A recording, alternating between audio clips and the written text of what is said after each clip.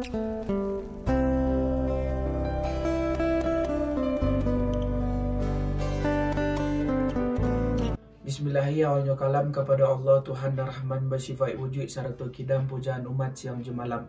Salawat dan salam kepada junjungan kita Muhammad, pangkatnya tinggi dunia akhirat, serata selatan utara timur barat. Mulanya jalur diserakkan kanai kulari dinan bapalun, mulanya sambah ditibukan menyusun jari minta ampun. Kajirik tabang ramu-ramu enggok mencongkom lidih saga tadabuk lalu ke tanah. Kita indak bersebuik namu, gadang indak berimbaukan galau sambah tersirak ke tengah-tengah. Tak pun tiang kahulu di bawah kiliran taji asam mulu kata dahulu tiga limbago nan terjali. Pertama sambah menyembah, kedua baso je basi, ketiga sirih je pinang. Sambah menyembah dalam adai tali batali undang-undang dan tersabuik di mulik mani dan terpakai di baso bayat. Mulik mani terlempong kato baso bayat gulu di bibir di dalam bungka dan piawai dan bernama adai je sopan santun. Nyata limbago nan terjali isinya adai je pusako dan bersama kita memakaikan. Lurih kaunan dari pasar baru di sinan hati takabek. Minta ampun ambu dahulu jawablah salam di nan rapek. Assalamualaikum warahmatullahi wabarakatuh. Dusanak Sulah Bendang Project, selamat datang di Balai Nan Randah.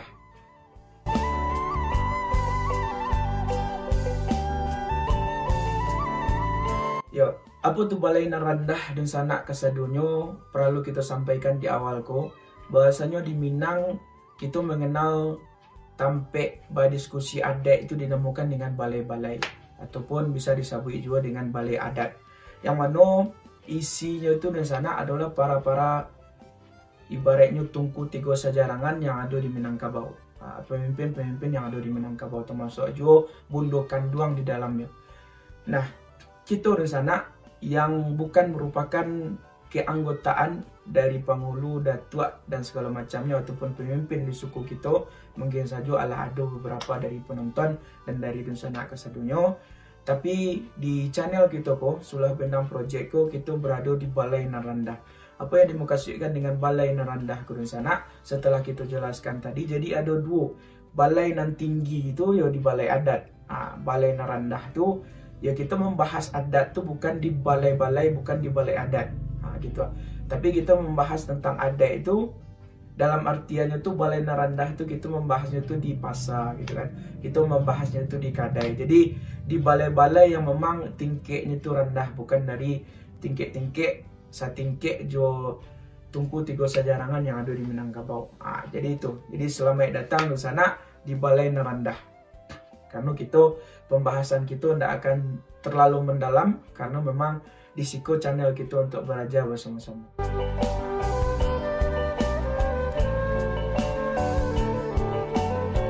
Jadi dusanak apa yang akan kita bahas pada kesempatan kali ko, dusanak mungkin saja Allah pernah mendengar dan Allah juga merasakan baa kecewanya terhadap pemuda dan terkhususnya pemudi di Indonesia hari ko. Beritanya dusanak Allah sampai 500-an orang lebih orangnya ko padusi yang ada di Indonesia yang menyatakan bahwasanya dirinya hamil di luar nikah. Kan itu yang menjadi dilema dan persoalan yang terjadi di negeri kita ko hari ko. 500 orangan lebih di sana dan minta dispensasi ke Kementerian Agama untuk dinikahkan. Kita tentunya sesuai dengan runutan pembahasan di sana, kita akan mencaliak dari perspektif adat Minangkabau. Kita sampaikan tadi, ya memang kita tidak akan mendalam karena kita berada di Balai Nan Randah. Jadi di sana di Minangkabau, tungku tiga sejarangan kita ataupun nenek moyang kita ataupun pendahulu-pendahulu kita lah menyampaikan simpel saja di sana. Tantian tagah takarajuan suruh. Bagi kita yang merupakan pemuda dan pemudi Minang asli, itu bukan hanya kata-kata yang sesederhana itu. Tantian tagah takarajuan suruh. Apa yang tahantian dari tagah? Apa yang takarajuan dari suruh? Kalau kita membahas tentang padusi Minang di sana, banyak banget pembahasannya. Tidak akan selesai selama 1 jam, 2 jam kita membahas tentang padusi.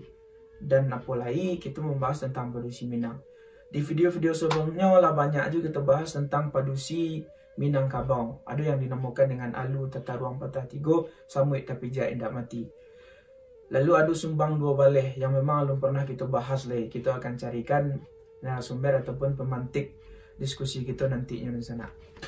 Jika ada saran yang akan kita undang, silahkan di komen di kolom komentar di sana.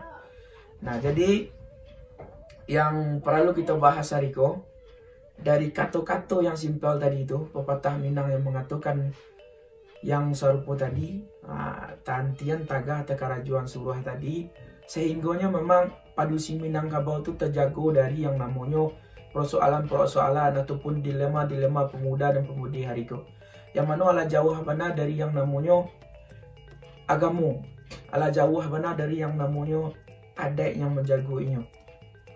Jadi mangko ndak heran hari ko pemudi di Indonesia ko mengalami keterpurukan yang sangat mendalam gitu. Kita seolah-olah akan kembali kepada zaman-zaman yang ndak beradat, zaman-zaman yang ndak ditemukannya agama di situ. Kan iko Allah parah ko di sana. Ala erosi akhlak, erosi moral, erosi sosial itu ya banala terkikis mana moral akhlak anak muda kayak gini. Jadi maka itu di sana melalui balai nan rendah ko, mari kita sama-sama sadari kembali apa fungsi kita sebagai pemuda dan pemudi Minangkabau.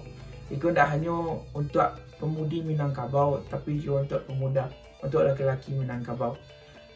Bukan saketek pembahasan tentang laki-laki Minangkabau di sana, bukan saketek, sangat banyak.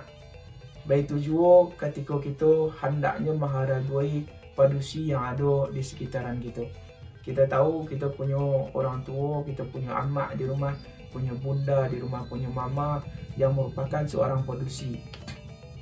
Dan kita tahu bahasanya di Minangkabau padusi Minang itu akan menjadi bundo kanduang. Bundo kanduang tu serupa juga lah kita bahas dan ala disampaikan juga oleh pemantik diskusi kita pada video-video sebelumnya. Bahasanya ini akan menjadi tunggak gadang di rumah adat itu. Begitu. Ini yang akan menjadi panyangga rumah adat. Begitu mana kesakralan, urgensi dan pentingnya peran seorang perempuan di Minangkabau. Tak banyak yang dapat kita bahas pada kesempatan di sana, tapi itu adalah kemirisan yang terjadi, sangat miris benar, dan kita sangat menyayangkan kenapa hal itu bisa terjadi. Dan mudah-mudahan kita sama-sama menjaga, kita sama-sama berusaha untuk saling mengingatkan.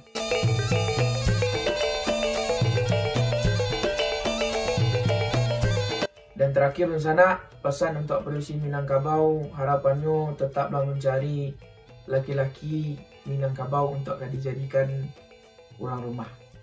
Karena insya Allah laki-laki Minang ko tahu bahwa cara memperlakukan padusi dengan semestinya. Karena Allah diajarkan di agamanya, karena Allah diajarkan di adatnya. Mudah-mudahan bermanfaat di sana. Ibarat biduk kecil dan lalu sudah pakakih dan lalu langkok bana jika belaya menepi-nepi. Kok ke tengah takut di gelombang, kok ke tepi takut di buaya. Tak mungkin si buto ke membimbing, si lumpuh ke menari, si bisu ke menyanyi. Karena rajin menyimak, karena rajin beraja, sehingga kita berani untuk hidup dan menghidupkan suasana diskusi dalam rangka meningkatkan pengetahuan kita di adat dan tradisi Minangkabau yang kita cintai. Sekian di sana. Wassalamualaikum warahmatullahi wabarakatuh.